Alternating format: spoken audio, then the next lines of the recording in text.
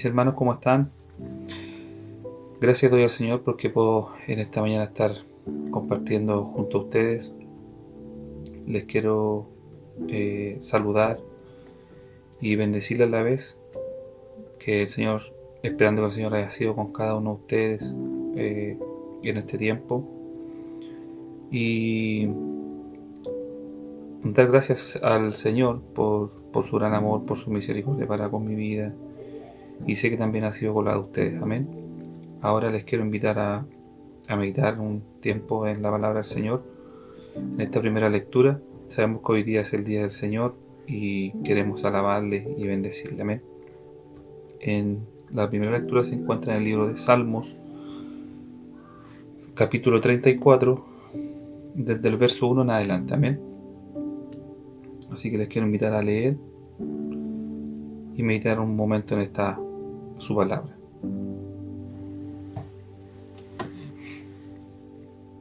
La palabra del Señor dice así. Le vamos a dar lectura en el nombre del Señor Jesucristo. Amén. Dice desde el versículo 1: Bendeciré al Señor en todo tiempo. Mis labios siempre lo alabarán. Mi alma se gloría en el Señor. Lo oirán los humildes y se alegrarán. Engrandezcan al Señor conmigo, exaltemos a una su nombre. Busqué al Señor y Él respondió. Me libró de todos mis temores. Radiantes están los que a Él acuden, jamás su rostro se cubre de vergüenza. Este pobre clamó y el Señor le oyó y lo libró de todas sus angustias. Amén. Qué hermosos salmos donde nos llena de confianza en el Señor, de poder esperar en Él y poder siempre esperar en Jesús. Sabemos que estamos pasando tiempos complejos con esta pandemia.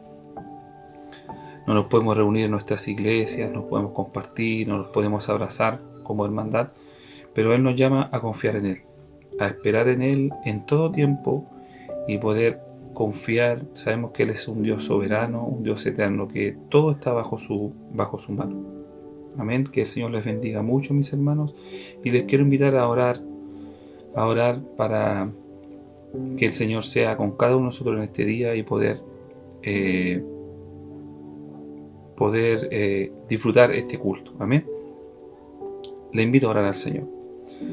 Padre, gracias te doy en este día porque tú nos bendices y tus promesas, Señor, están ahí siempre para nosotros.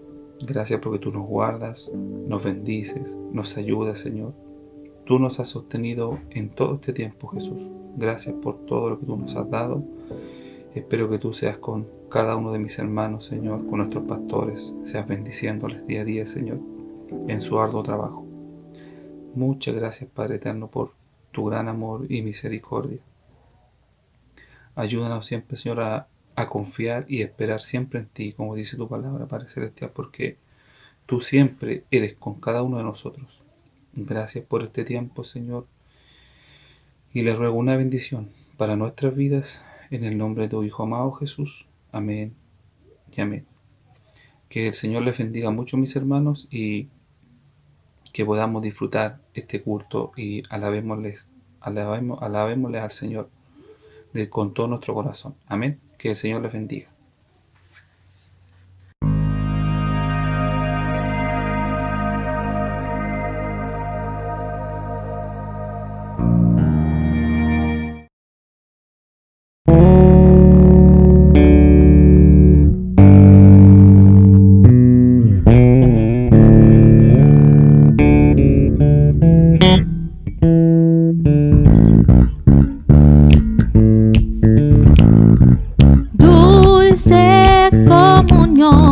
La que gozo ya en los brazos de mi Salvador.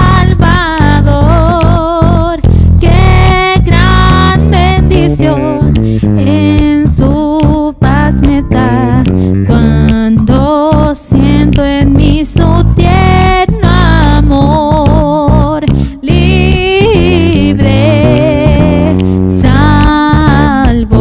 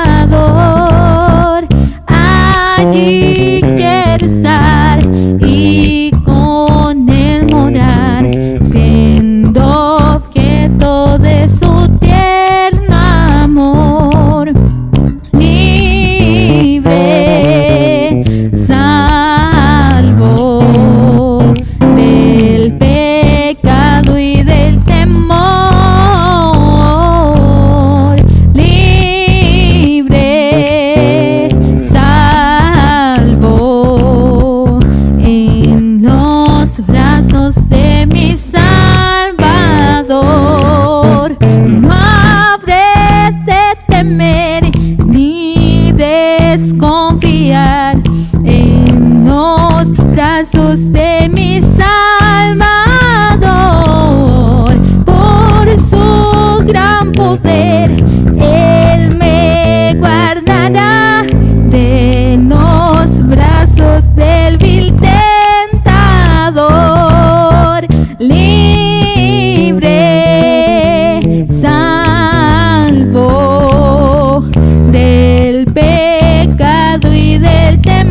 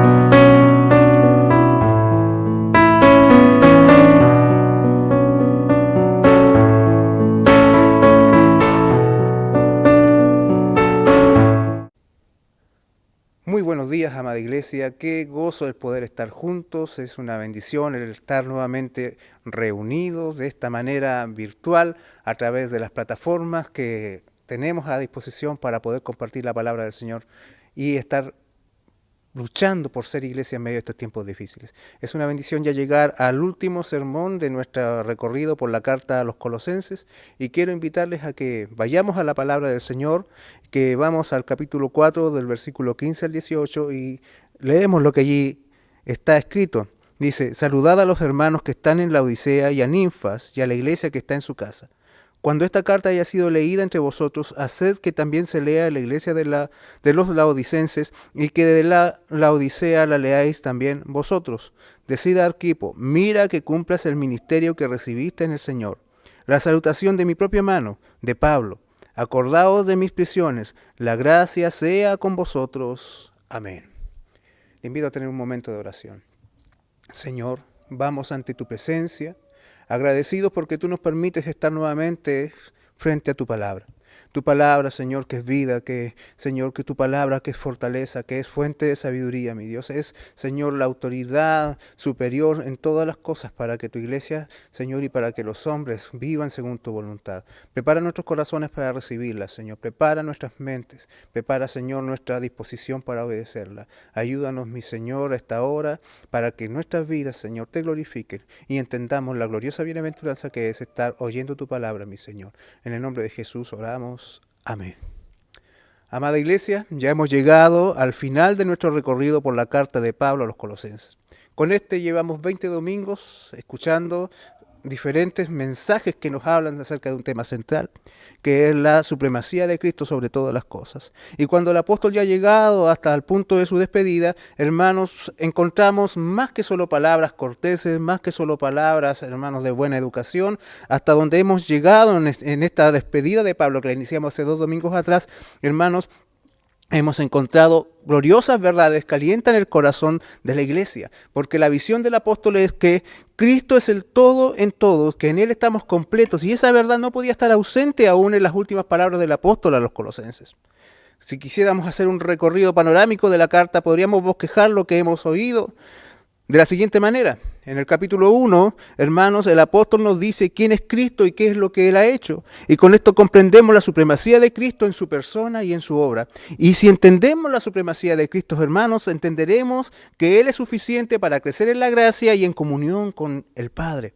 En el capítulo 2, Pablo defiende esa idea contra las enseñanzas falsas que estaban propagando los falsos maestros al interior de la iglesia y que buscaban socavar la verdad de que los creyentes están completos en Cristo y que contradicen la realidad de la supremacía del Señor y Salvador. En el capítulo 3 avanzamos hasta el capítulo 4, ¿cierto? Del capítulo 3, verso 1 hasta el capítulo 4, verso 6, en un tema importante, hermanos, muy particular. Es la aplicación, es donde Pablo aterriza todas las verdades teológicas acerca de Cristo a la vida cotidiana del creyente, hermanos, y las aplica a 5 áreas de la vida de los hermanos, de la vida de la iglesia. Los aplica primero al corazón del creyente y a nuestra propia relación personal con Dios. Luego lo aplica al área de la congregación local, cómo nos llevamos y cómo trabajamos los unos con los otros. Y luego también aplica esas verdades al área de nuestro hogar y nuestra vida familiar. También, hermanos, aplica las verdades de la supremacía de Cristo en lo que es a nuestro ámbito de laboral, a nuestras relaciones, a nuestra vocación, hermanos. Y finalmente lo aplica a nuestra actitud y relación con el mundo. En la parte final vemos cómo el corazón de Pablo es un corazón agradecido hacia los hermanos que le colaboran y que están acompañándole allá en sus prisiones. Ve la riqueza que implica, que significan los hermanos. Él ve, hermanos, lo glorioso que es tener gente que está acompañándole. Y con eso aprendimos, hermanos, de que la fidelidad es el elemento definitivo que califica a los creyentes.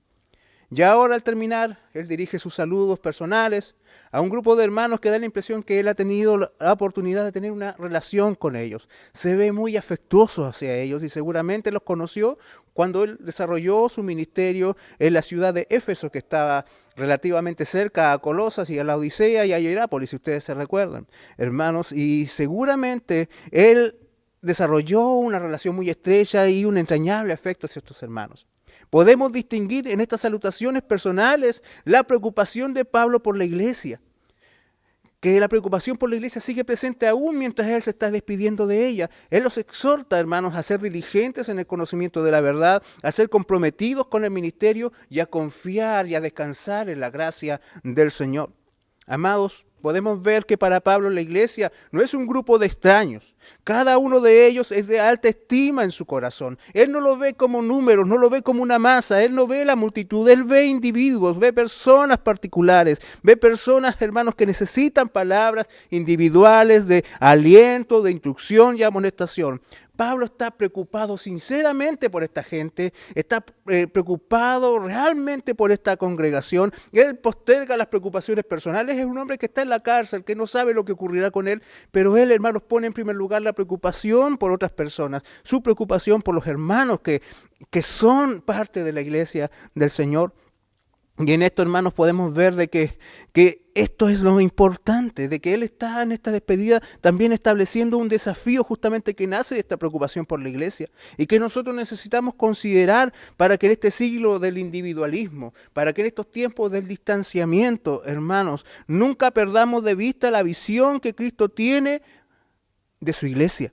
Para que, hermanos, veamos cómo Cristo ve a la iglesia aún en estos tiempos difíciles y que se manifiesta a través de las palabras de Pablo. Debemos aceptar el desafío, hermanos, de cuidar y alentar a la iglesia del Señor. Todo esto con una visión constante de la gracia del Señor, siendo diligentes en el conocimiento de la verdad, siendo comprometidos con el ministerio, descansando en la gracia del Señor. Pablo ha insistido en demostrar su amor por la iglesia a través de una efusiva forma de enviar saludos a los hermanos. Verso 15 dice: saludad a los hermanos que están en la Odisea y a Ninfas y a la iglesia que está en su casa.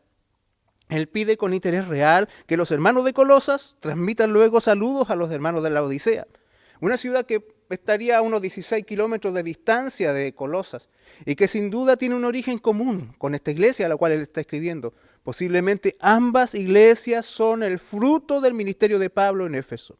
Y Pablo anima a los hermanos a cuidar ese vínculo que tienen entre ellos, a que se esfuercen por cultivar siempre la comunión. Pablo ya había encargado a Tíquico y a Onésimo de que explicaran la carta, que la leyeran delante de la iglesia, y sin duda ellos tendrían que pasar por esta iglesia, pero Pablo le pide a la congregación, a cada hermano de la congregación, que se hagan responsables de hacer saber a los hermanos de la Odisea de que él les envía saludos. Hermanos, y esto quizás pareciera no ser tan importante, resulta intrascendente, sin duda, hermanos, para estos tiempos, decir, oye, te mandaron saludos, resulta algo como tan banal, como tan sin importancia. Pero hermanos, saber de que Pablo enviaba saludos es algo importante, porque es una expresión valiosa, sobre todo en aquellos tiempos, hermanos, que demuestra un afecto sincero, demuestra un entrañable amor por los hermanos, demuestra, hermanos, de que Pablo desea y tiene la intención de que los hermanos en la Odisea sepan cuán importantes son ellos para él.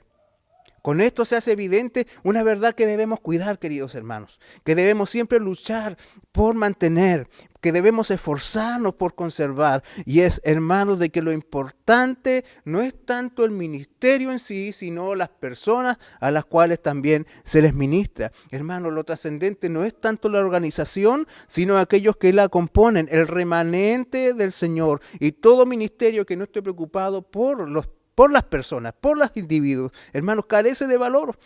Porque de nada sirve predicar si no amamos a quienes predicamos. De nada sirve, hermanos, enseñar si no amamos a quienes enseñamos. Hermanos, porque debemos ver a aquellos que están frente a nosotros, debemos ver a aquellos que están al lado de nosotros como esos individuos que fueron escogidos por Dios el Padre y por quienes Cristo dio su sangre de forma particular y específica. Luego Pablo envía saludos a una hermana, a Ninfa, y menciona y a la iglesia que está en su casa. Esto, hermanos, quizás nos da a entender de que había una hermana de una posición acomodada, que tenía una casa lo suficientemente grande para acoger a los hermanos que se congregaban en la Odisea. En el desarrollo de la historia de la iglesia, nosotros si pudiésemos recordar el libro de Hechos, los hermanos comenzaron a reunirse para adorar al Señor primero en las sinagogas y en el templo en Jerusalén. Pero cuando comenzó a crecer la hostilidad de los judíos hacia los creyentes, hermanos, ellos debieron empezar a idear formas diferentes para poder mantenerse juntos, y lo hacían en la casa de los hermanos. Y esto se mantuvo así hasta aproximadamente el siglo III después de Cristo, cuando fue que se comenzaron a construir edificios exclusivos, especialmente dedicados para la adoración. Dios usó, hermanos, en el principio de la historia de la iglesia, la hospitalidad para mostrar el diseño que Él tenía reservado para el desarrollo de la vida de su iglesia. Que los hermanos estén reunidos, que los hermanos estén juntos. Lo vemos en Filipos con Lidia, hermanos, que también fue una mujer de posición económica bastante prominente que puso todos sus bienes al servicio del Evangelio. Lo vemos también con Priscila y Aquila en Éfeso, y luego cuando Pablo es apresado en Roma, ellos viajan a Roma y la casa que compran en Roma también la ponen a disposición de la iglesia. Lo vemos acá, hermanos, en Colosas. Si nosotros vamos a la epístola de Filemón, nos damos cuenta que Filemón, un hermano de la iglesia, ponía su casa como el centro de reunión de los santos. Hermanos, sin duda, aparte de ser casas suficientemente grandes, aparte de que estos hermanos tenían quizás los recursos económicos, podemos ver de que ellos tenían un corazón transformado de una manera poderosa, porque no solo ponían sus bienes materiales a disposición de la iglesia, con eso también demostraban de que tenían la capacidad de aceptar bajo su mismo techo a personas de diferentes clases sociales, a personas de diferentes trasfondos culturales, a personas de diferentes nacionalidades. Hermanos, sin duda esto es una evidencia de la obra del Espíritu Santo que movía a los creyentes a poner toda su disposición al servicio de la iglesia. Lo hacían con sus bienes, lo hacían con su corazón. Ellos de esta manera ayudaban al ejercicio de la unidad, ellos ayudaban al ejercicio de la comunión, ellos, hermanos, propiciaban la adoración. Por eso, hermanos, la vida de la iglesia siempre debe practicarse en comunidad, debe practicarse uniendo a creyentes, reuniendo a los creyentes espiritualmente y fíjese usted también físicamente. Por eso, hermanos, si algo hay que cuidar en este tiempo en la iglesia y en estas circunstancias puntuales es a acostumbrarnos al distanciamiento. No podemos acostumbrarnos al distanciamiento, no podemos normalizar, hermanos, el estar separados, porque esa no es la idea del Señor. Hermanos, no debemos pensar que nos importa si nos reunimos o no. Es importante que nosotros entendamos de que el estar reunidos no es una imposición de hombre, no es para que el pastor pueda controlar mejor, no es para facilitarle la pega a los ministros, sino que corresponde a una obra, a un diseño que procede de Dios para su iglesia. Hebreos capítulo 10 del verso 23 al 25 dice: mantengamos firme la profesión de nuestra esperanza sin vacilar, porque fiel es el que prometió, y consideremos cómo estimularnos unos a otros al amor y a las buenas obras, no dejando de congregarnos como algunos tienen por costumbre, sino exhortándonos unos a otros, y mucho más al ver que el día se acerca. Luego Pablo en el verso 16 insta a los hermanos a que intercambien las cartas entre ellos. Al parecer, hermanos, debe haber existido una carta que Pablo también le escribió a la iglesia de la Odisea, pero por una cosa de soberanía divina, hermanos, el Espíritu Santo dispuso de que esa carta no estuviese incluida en el canon bíblico. No sabemos nada de ella y tampoco vamos a dedicarnos a especular sobre ella. Lo importante, hermanos, es de que en estos tiempos, sin duda, en que no existía la Biblia, en que no todos los hermanos disponían de una aplicación para leer la Biblia, ni tenían la Biblia siquiera en papiros, no tenían, hermanos, todas las escrituras a su disposición, una carta apostólica era un tesoro valioso. Era algo realmente importante para la iglesia, y cuando llegaba una iglesia, cuando llegaba la carta de algún apóstol, era realmente un evento, hermanos. Era un momento en que todos se congregaban a escuchar la lectura de la carta, y luego los creyentes se dedicaban a hacer copia de esas cartas y las hacían circular por las diferentes iglesias, hermanos, que ellos tenían cerca. Y eso, hermanos, de una u otra manera propició a que las cartas se estuviesen al alcance de los estudiosos, para que nosotros hoy día también podamos ir a ellas y aprender de la palabra del Señor. Ahora, hermanos, esta instrucción es extremadamente importante. Pablo sabe que la verdad de Dios es útil. Pablo sabe de que la palabra del Señor es poderosa y que solo ella es capaz de forjar creyentes firmes y sólidos que soportarán pruebas, que soportarán persecuciones, que resistirán las herejías, que discernirán la verdad. La iglesia nunca puede prescindir de la palabra de Dios. Imagínense usted, hermanos, que nos reunamos un día en el templo y que digamos: cierren sus Biblias, no la vamos a leer hoy. ¿Qué sería aquello ¿Qué sería esa reunión si no tuviésemos nuestras Biblias abiertas y nuestros corazones abiertos hacia ella y que no se leyera, hermanos? Realmente sería algo, cualquier cosa menos un culto de adoración al Señor, hermanos. La forma más eficaz de cuidar la iglesia es siendo diligentes en la lectura y en la exhortación de la palabra de Dios a los hermanos. Y esto haciéndolo con toda precisión y con toda solicitud. La palabra de Dios es poderosa para construir a la iglesia de Dios. A través de ella somos lavados, somos limpiados. Dice, hermanos, el libro de Apocalipsis capítulo 1, verso 4 al 5. Bienaventurado el que lee y los que oyen las palabras de esta profecía y guardan las cosas en ellas escritas, porque el tiempo está cerca. Hermanos, vea usted la expresión bienaventurados los que oyen, bienaventurado el que lee. ¿Qué cosa? La profecía, la escritura, la palabra del Señor. Nunca debe faltar la lectura de la palabra del Señor en la reunión y en la vida de la iglesia. Y cada creyente debe madurar en la apreciación de la predicación. Debemos, hermanos, saber que los que leen y los que oyen la palabra de Dios son bienaventurados. Por eso, cuán urgente se hace mantener esta práctica para la salud y la vida de la iglesia. Luego, hermanos, al continuar su despedida, Pablo en el verso 17 cambia radicalmente de tema y dice, decida Arquipo, mira que cumplas el ministerio que recibiste en el Señor. Al llegar al verso 17, hermanos, encontramos un cambio abrupto en las palabras que Pablo viene entregando. Y esto, hermanos, ahora entrega una instrucción con relación a un varón llamado Arquipo, que él debe recibir de la iglesia palabras que le hagan entender de que él debe mirar, que él debe cuidarse, que él debe esforzarse en cumplir el ministerio que recibió en el Señor. No tenemos mucha información acerca de Arquipo, pero si nosotros vamos a la carta de Filemón, podemos encontrar lo siguiente en el saludo de Pablo hacia este varón a quien le está escribiendo. En el verso 1 dice, Pablo, prisionero de Jesucristo, y el hermano Timoteo, al amado Filemón, colaborador nuestro, y a la amada hermana Apia, y a Arquipo, nuestro compañero de milicia, y a la iglesia que está en tu casa. Al ser esta una carta personal, una carta íntima de Pablo a Filemón, este saludo da a entender de que Arquipo entonces debiera ser alguien de la familia de Filemón. Seguramente nombra a Apia, que era la esposa de Filemón, y Arquipo da a entender de que Arquipo entonces viene a ser un hijo, el hijo de Filemón. Y por lo tanto un joven, pero además es identificado como Pablo, como nuestro compañero de milicia, ¿cierto? Y expresión que también él usa para referirse a Timoteo. Y nosotros sabemos de que Timoteo fue pastor en la iglesia de Éfeso. Por lo tanto, hermanos, seguramente este joven Arquipo, hijo de Filemón, también era el pastor interino de la iglesia de Colosas, que se mantenía allí ministrando en la iglesia mientras Epafras, ¿cierto?, había ido a Roma a darle el reporte acerca de la iglesia a Pablo. Pablo manda a la iglesia a que la iglesia le diga a Arquipo que cumpla su ministerio.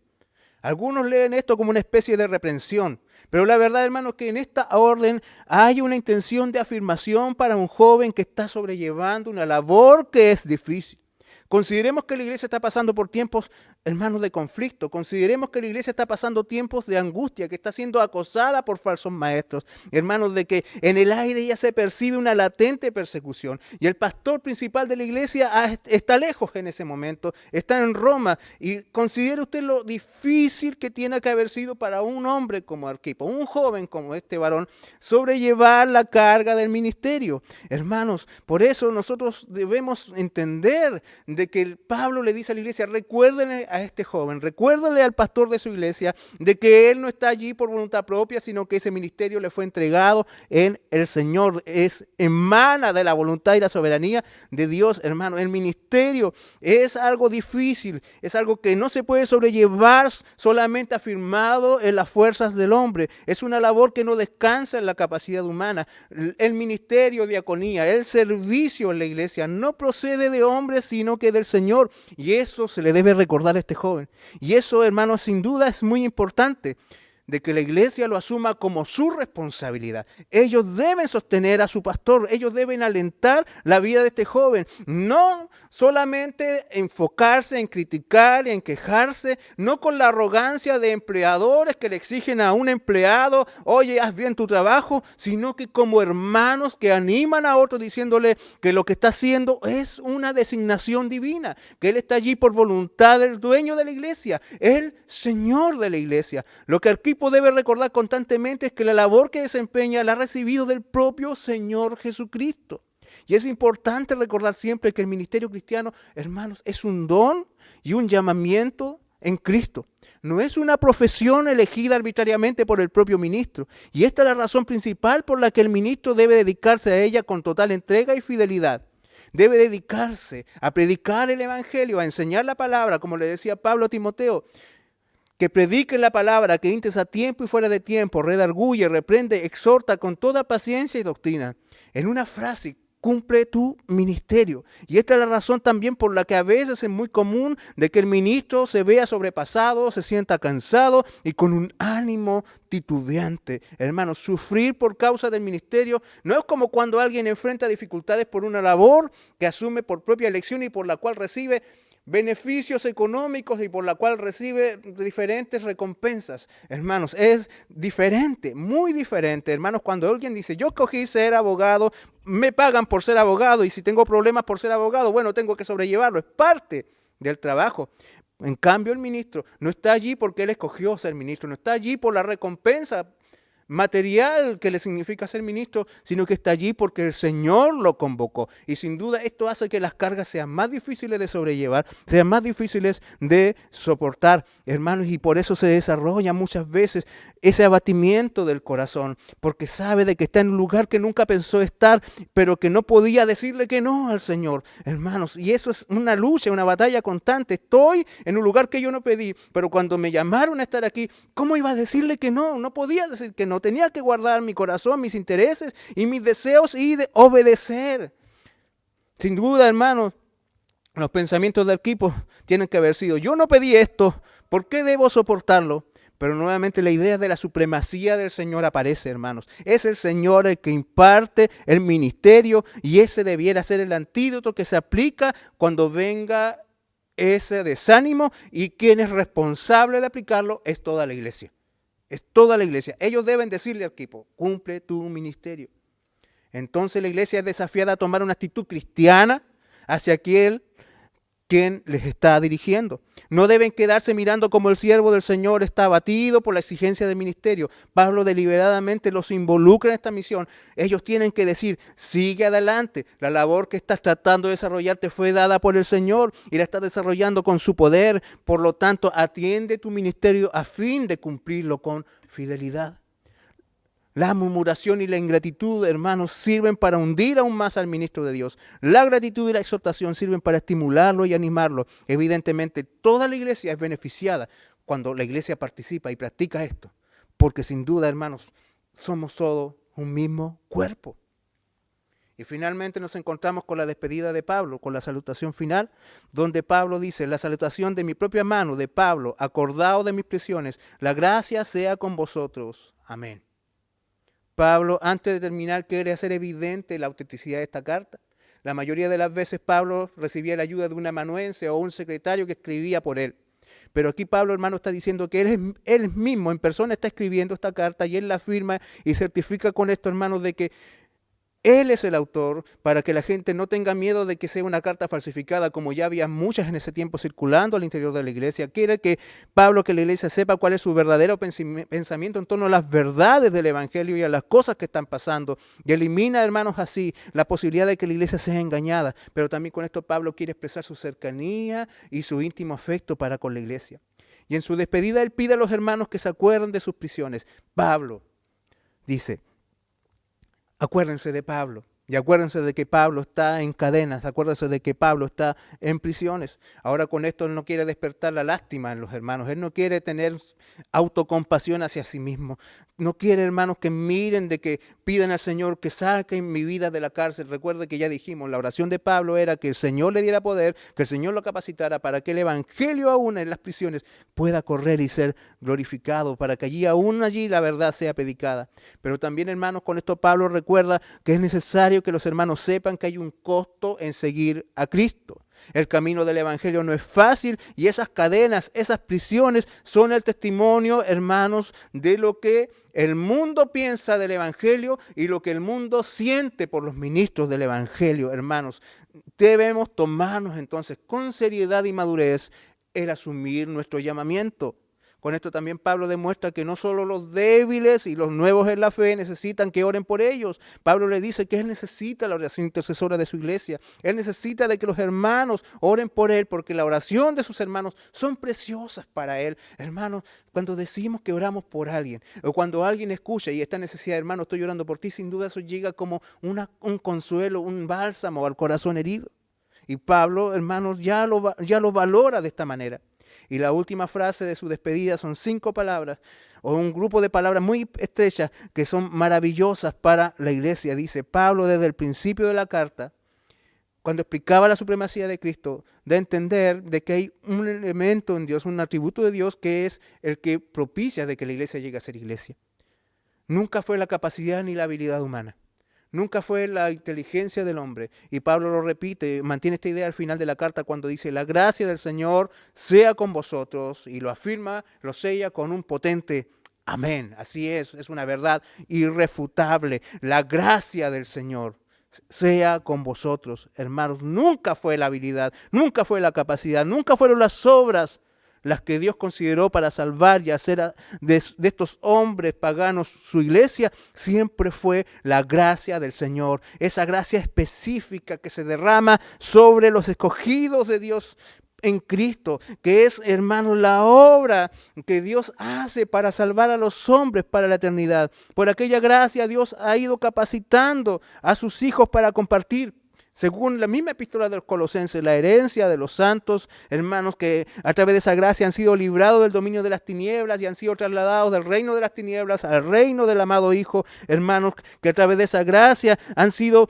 perdonados sus pecados y han sido reconciliados con Dios mediante la cruz en Cristo. Y ahora esa misma gracia es la que sostiene a los creyentes en el camino. Hermanos, es la gracia la que alienta sus corazones. Es la gracia lo que los une en amor para que alcancen todas las riquezas que proceden de una plena seguridad del verdadero conocimiento del misterio de Dios que es Cristo. Y por esa gracia ellos permanecen arraigados firmemente en Cristo y son permanentemente edificados y confirmados en su fe. Hermano, en estas 5 pequeñas palabras finales está la base de la fe y del poder de la vida cristiana. Y sin duda demuestra que él mismo, aún en sus prisiones, Pablo en sus prisiones se mantiene, hermano, y es afirmado, es sostenido por esa misma gracia que hace casi 30 años atrás apareció en su camino cuando él iba a perseguir creyentes, que lo derribó, que lo dejó ciego, pero que luego lo levanta como un hombre nuevo. Esa misma gracia lo sostiene allí en la cárcel, hermanos, porque por gracia empezamos, por gracia continuamos y por gracia terminamos. Bendito sea el Señor. Siempre ha sido la gracia del Señor presente en nuestras vidas. Cuando Pablo recordaba sus cadenas, no era una contradicción en su afirmación de que estaban completos en Cristo y que estaban plenos en Cristo. Hermano, es la verdad de que él ya era un hombre pleno. Pablo afirma, yo estoy pleno, a mí no me falta nada. Pero Pablo, estás prisionero, Pablo, estás preso, pero no me falta nada. Porque mi verdadera plenitud no son mis circunstancias, es Cristo. Estoy libre en Cristo, aunque en este momento esté preso. La vida verdadera, la paz verdadera, la seguridad verdadera, la plenitud verdadera, no son mis bienes, es Cristo. Y cuando miramos a veces el camino de la fe, podemos percibir de que es angosto y muchas veces difícil de continuar, hermanos. Pero la gran diferencia está en que no caminamos por vista ni nos sostenemos en nuestra habilidad. La vida cristiana tiene un punto de partida y este es la gracia del Señor. Hermanos, en el camino somos sostenidos por la gracia del Señor y cuando lleguemos a la meta final y estemos entrando a la nueva ciudad, a la ciudad donde está Cristo, hermanos, en los cielos, allá, hermanos, se nos dirá, se nos recordará nuevamente de que por gracia estamos llegando a ese lugar.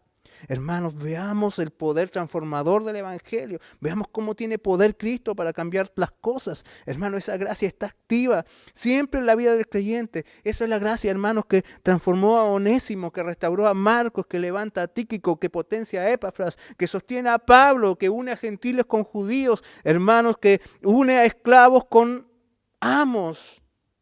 Bendito sea el Señor. Hermanos, que restaura familias, esa gracia que hace que el esposo ame a su esposa y que la mujer respete a su marido y que ambos den su vida por sus hijos. Bendito sea el maravilloso evangelio, bendito sea el poder transformador del evangelio, bendito sea esa gracia soberana del Señor que actúa constantemente en la vida de la iglesia y por la cual, hermanos, somos plenos, somos bendecidos y estamos completos.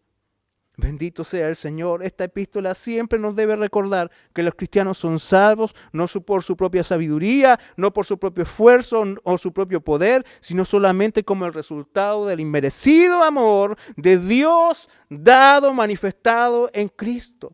La sabiduría, el discernimiento, la fuerza, la victoria sobre la tentación y todas las virtudes cristianas son producto de la gracia del Señor.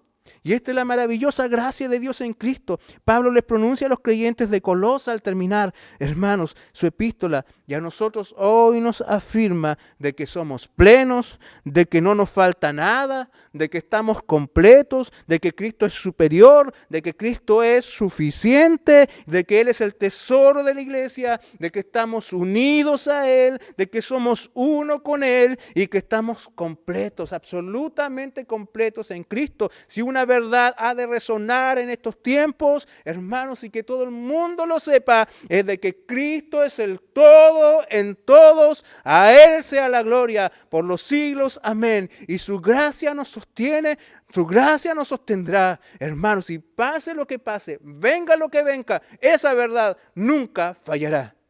Bendito sea su precioso nombre. Por eso, al terminar esta carta, hermanos, veamos el desafío que nos implica el comprender de que somos plenos en Cristo. ¿Cuánto esto significa para nuestra vida diaria? Le invito a que tengamos un tiempo de oración y demos gracias al Señor. Amado Padre, venimos ante ti agradecidos por Cristo nuestro Señor. Te adoramos, Señor, por Él. Qué maravilloso, mi Dios, es estar unidos a Cristo y ser sostenidos por Él. En estos tiempos donde el hombre siempre está luchando por agregar algo más a su vida que le haga sentirse valioso, nosotros no necesitamos nada más. Nosotros no debemos buscar nada más. No necesitamos los tesoros de este mundo. No necesitamos las riquezas de este mundo. No necesitamos la riqueza de este sistema. Señor, te tenemos a ti. ¿Qué más necesitamos? Nuestro corazón está pleno en ti. Y aunque las circunstancias sean difíciles, aunque quizás estemos en nuestras casas encerrados, aquí hay un hombre que estaba encerrado en una cárcel y aún así sabía de que la gracia de Dios estaba con él y de que él estaba allí seguro porque tú le sostenías. Nosotros también podemos saber de que estamos seguros porque tú nos sostienes, porque tu obra está completa, porque, Señor, nada más podemos agregar a lo que tú has hecho, Señor, porque tú eres el todo en todos, porque tú eres supremo, porque tú eres suficiente, porque tú gobiernas, Señor, toda la creación, el mundo espiritual, gobiernas la iglesia. Tú eres, Señor, quien administra los dones de la redención. Tú eres, Señor, la virtud. Tú eres, Señor, el gozo. Tú eres, Señor, la paz. Tú eres, Señor, nuestro todo. Te adoramos, te bendecimos y te exaltamos. Y que esta conciencia permanezca en tu iglesia en estos tiempos de dificultad, en estos tiempos de batalla. Mi Dios, tú eres el todo. En ti estamos completos. ¿Qué más necesitamos si te tenemos a ti? Gracias te damos, Señor, por tu hermosa palabra y por este tiempo que hemos estado, Señor, recorriendo esta carta, donde te hemos podido ver de una manera muy maravillosa en toda tu plenitud. Gracias te doy, mi Dios, y pido que afirmes el corazón de tu iglesia, que sostengas a tu pueblo, Señor, sobre estas verdades que son eternas. Oramos por los méritos de Cristo nuestro Señor. Amén. Amén. Que la palabra del Señor se haga vida en nuestros corazones.